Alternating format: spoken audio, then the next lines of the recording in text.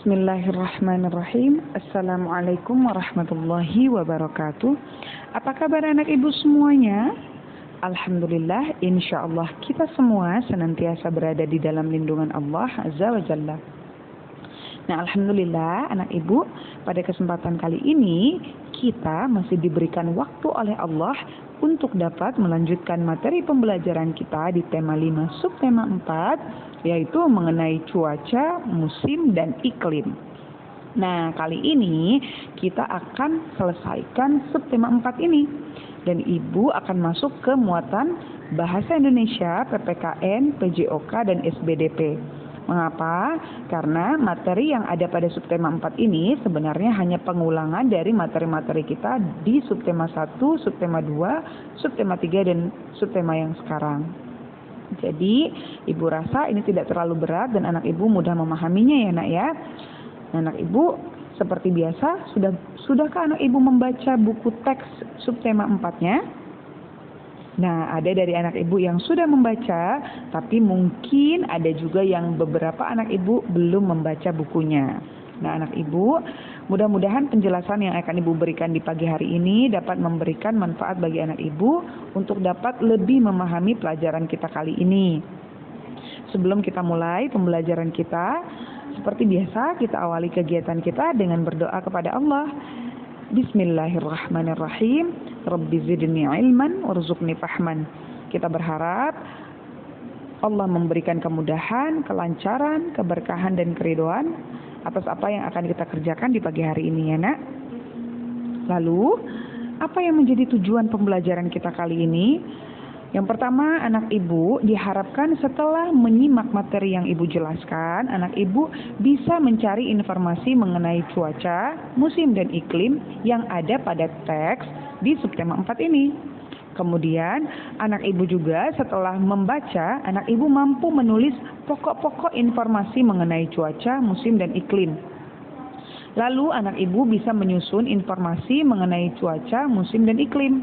Oleh karena itu, anak Ibu harus membaca teks-teks bacaan yang ada pada subtema 4 ini agar dapat mengetahui informasi apa saja yang diceritakan pada teks bacaan. Lalu, untuk muatan PJOK kita akan bahas mengenai gerakan tolakan dan berayun. Untuk materi SBDP, kita akan belajar mengenai karya seni montase.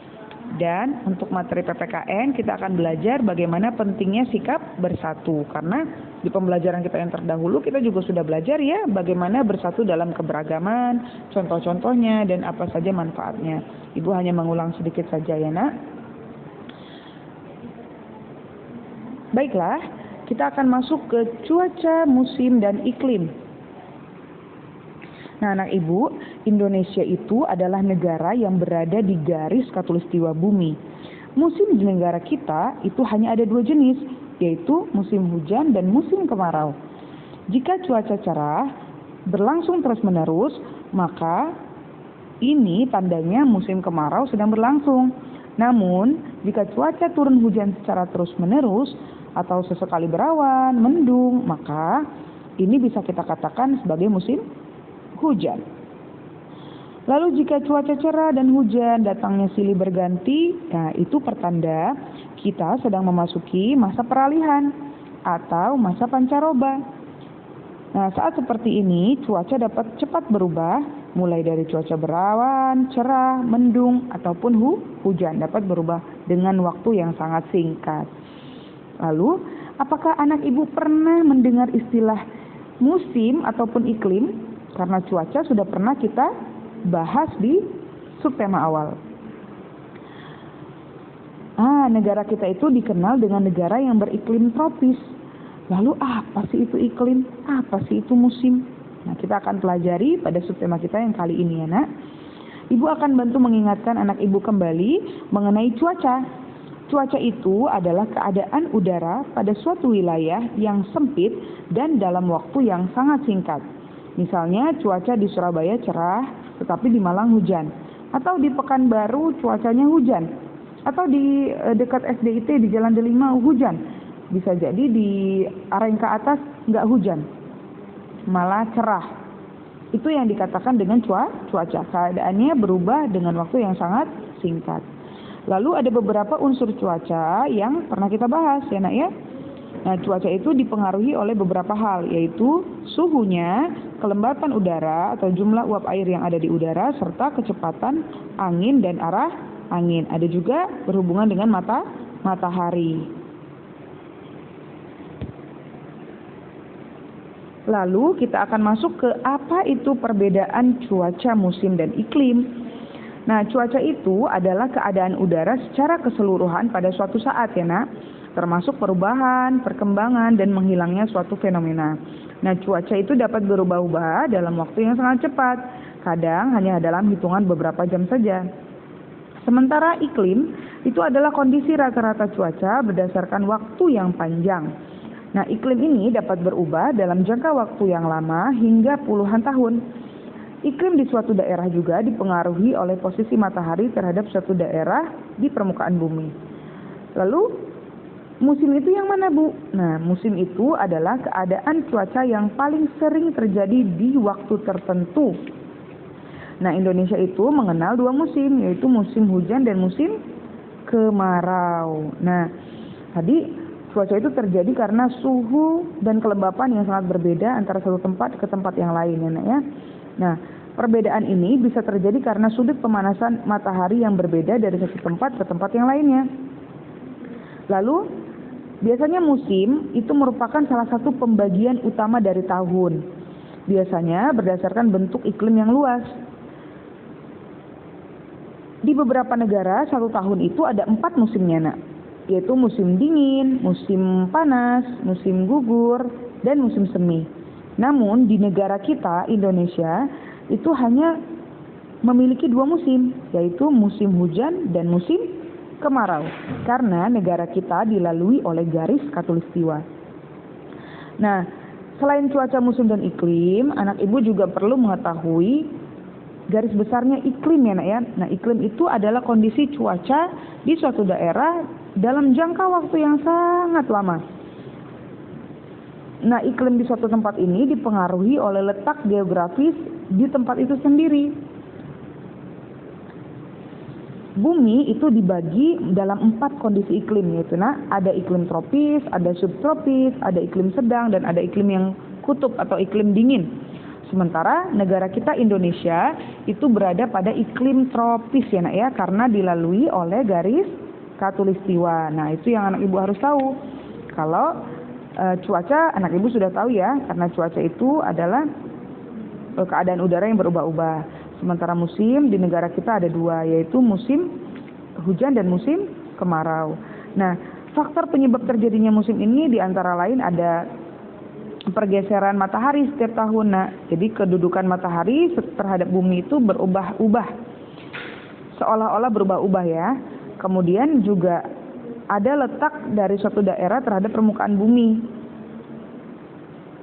dengan garis khatulistiwa. Lalu rotasi bumi juga menyebabkan perbedaan tekanan udara ya nak ya.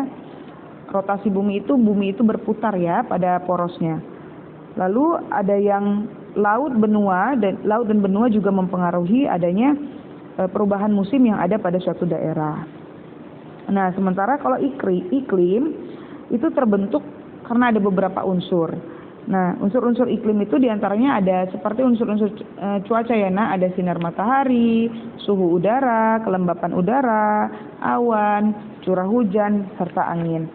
Namun, iklim ini merupakan keadaan udara yang sangat lama dan relatif tidak berubah ya dalam jangka waktu yang sangat lama. Nah, karena iklim di negara kita iklim apa nak? Iklim tropis ya. Jadi itu yang anak ibu harus tahu. Kalau negara Indonesia itu memiliki iklim tropis. Lalu berikutnya ibu akan masuk ke muatan SBDP ya nak ya. Nah, di muatan SBDP ini kita akan belajar tentang gerak melompat. Dan gerak melompat ini sudah pernah kita pelajari di semester 1 ya nak. Nah, hal-hal yang perlu anak ibu ingat saat melakukan lompatan itu adalah ujung kaki yang terakhir meninggalkan tanah, lompatan ke atas dengan bagian tubuh yang lurus, lalu ayunkan tangan dan lenturkan lutut, kemudian tangan di depan saat mendarat. Itu adalah gerakan melompat. Dan kita akan masuk ke gerakan tolakan, melompat dan mendarat. Ini merupakan kombinasi ya dari gerakan melompat tadi. Ada gerakan tolakan. Namun ada contoh gerakannya menyerupai gerakan harimau. Kita tidak boleh mencontohkan gerakan hewan ya nak. Kita hanya boleh mengetahui saja. Contohnya dalam gerakan ini terdiri dari 3 gerakan. Gerakan di awal yaitu gerakan tolakan, habis itu gerakan melompat, dan yang terakhir mendarat. Nah biasanya gerakan ini menggunakan alat bantu.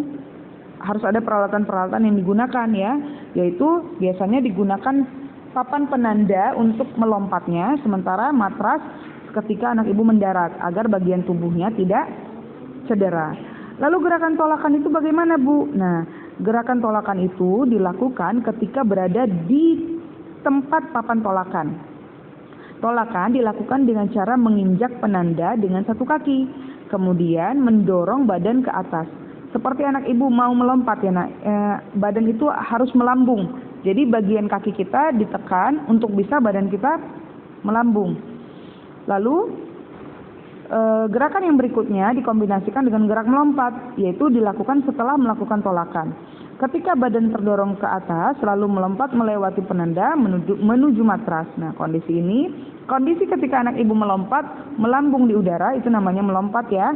Lalu ketika anak ibu mendarat, anak ibu membutuhkan tempat yang empuk, makanya dibutuhkan matras. Nah, mendarat ini merupakan tahapan setelah melompat. Nah, mendarat dilakukan dengan menggulingkan ke depan dan diakhiri dengan posisi jongkok. Lalu, 2 kakinya menapak dengan sempurna dengan kedua tangan lurus di depan. Nah, anak ibu bisa mempraktikkan gerakan ini tanpa mencontohkan gerakan harimau. Untuk melatih kekuatan tubuh ya, gerakan tolakan, melompat, serta mendarat. Sudah memahamikah anak ibu apa yang ibu jelaskan? Mudah-mudahan ya nak ya. Nah berikutnya ibu akan masuk ke karya seni montase. Nah apa sih bu bedanya montase dengan kolase? Nah ini dia nak, montase itu adalah komposisi gambar yang dihasilkan melalui pencampuran unsur dari beberapa sumber. Karya montase ini dihasilkan dari memosisikan beberapa gambar yang sudah jadi dengan gambar yang sudah jadi lainnya. Gambar rumah dari majalah kemudian dipotong dan hanya diambil gambar rumahnya saja, kemudian ditempelkan pada permukaan alas gambar. Nah maksudnya gimana? Kalau gambar montase ini anak ibu menggabungkan gambar-gambar yang sudah jadi. Misalnya anak ibu punya gambar pohon dari satu koran atau satu majalah, anak ibu gunting gambar pohonnya. Kemudian anak ibu tempel di tempat alas yang kosong. Lalu anak ibu mau ada lagi gambar rumah, anak ibu cari lagi gambar rumah di tempat yang sudah ada, misalnya majalah lain, di majalah lain sudah ada gambar rumah. Anak ibu gunting lalu anak ibu tempelkan lagi. Jadi kumpulan gambar-gambar yang ditempelkan itulah yang dinamakan sebagai montase. Beda ya dengan kolase ya. Kalau kolase kan dia berkaitan dengan bahan-bahan alami atau bahan-bahan buatan, tapi dia belum jadi suatu gambar nak ya. Kita memposisikan tempelan-tempelannya menjadi suatu gambar, itu kalau kolase. Tapi kalau montase, anak ibu gambar-gambarnya anak ibu satukan. Gambar dari masing-masing disatukan. Itu namanya montase. Paham ya nak ya? Untuk kali ini mungkin ibu belum ambil nilai montase ya, karena kemarin baru ibu ambil nilai karya seni dekoratif. Untuk pertemuan-pertemuan berikutnya, kalau kita ada waktu, insya Allah kita akan ambil nilai tentang montase ini ya nak ya. Anak ibu pasti menyenangkan ya, karena menggabung-gabungkan beberapa gambar yang sudah ada. Jadi terlihat lebih indah dan sesuai dengan yang kita inginkan. Paham ya nak? Nah, sekarang kita akan masuk ke muatan kita yang terakhir, yaitu pentingnya sikap bersatu dalam keberagaman. Anak ibu bisa membaca teks mengenai bersatu dalam keberagaman ini, mengenai kerja bakti yang ada di halaman 190 ya. Itu merupakan contoh bentuk sikap bersatu dalam keberagaman, yaitu kerja bakti. Nah, persatuan dan kesatuan itu merupakan istilah tepat untuk menggambarkan makna yang terkandung dalam keberagaman yang ada di Indonesia. Karena Indonesia itu merupakan negara yang unik di dunia nak. Nah, Indonesia itu tidak hanya sebuah negara yang memiliki aneka suku bangsa dan bahasa, tetapi juga ada banyak keberagaman lainnya. Nah, persatuan dan kesatuan juga berasal dari kata satu yang artinya utuh atau tidak terpecah belah. Lalu, persatuan dan kesatuan ini perlu anak ibu timbulkan atau anak ibu tanamkan dalam diri untuk menanamkan sikap ini dalam kehidupan sehari-hari. Nah, ada beberapa contoh kegiatan yang mencerminkan persatuan dan kesatuan dalam keluarga ya nak ya. Di antara lain, anak ibu bisa bersama-sama membersihkan lingkungan rumah menjadi lebih bersih dan nyaman. Lalu anak ibu bisa saling membantu dalam melaksanakan tugas rumah sehingga tugas menjadi lebih ringan dan cepat selesai. Dapat juga anak ibu membantu ayah misalnya mau nyuci motor ataupun yang lainnya. Lalu membantu ibu memasak di dapur dan lain sebagainya. Anak ibu juga bisa bergotong royong, membersihkan rumah dan lain sebagainya ya nak ya. Itu merupakan salah satu bentuk persatuan dan kesatuan. Nah, saling mencintai sesama anggota keluarga juga bentuk bersatu nak. Dengan anak ibu tidak berkelahi dengan saudara, dengan kakak dan adik saling menyayangi, itu adalah contoh sikap bersatu. Lalu anak ibu juga dapat mengembangkan sikap tenggang rasa di antara anggota keluarga. Itu juga dapat membuat persatuan dan kesatuan di lingkungan keluarga itu semakin kuat. Nah, ya nak ya. Jadi ibu berharap apa yang kita pelajari hari ini itu bermanfaat ya nak ya. Dan ibu dapat mengambil pelajaran dari yang ibu jelaskan. Untuk pembelajaran kita kali ini, ibu rasa cukup sampai di sini. Mudah-mudahan anak ibu memahami apa yang ibu jelaskan dan Allah mengangkat segala kebodohan yang ada di dalam diri kita. Ibu tutup pembelajaran kita. Assalamualaikum warahmatullahi wabarakatuh.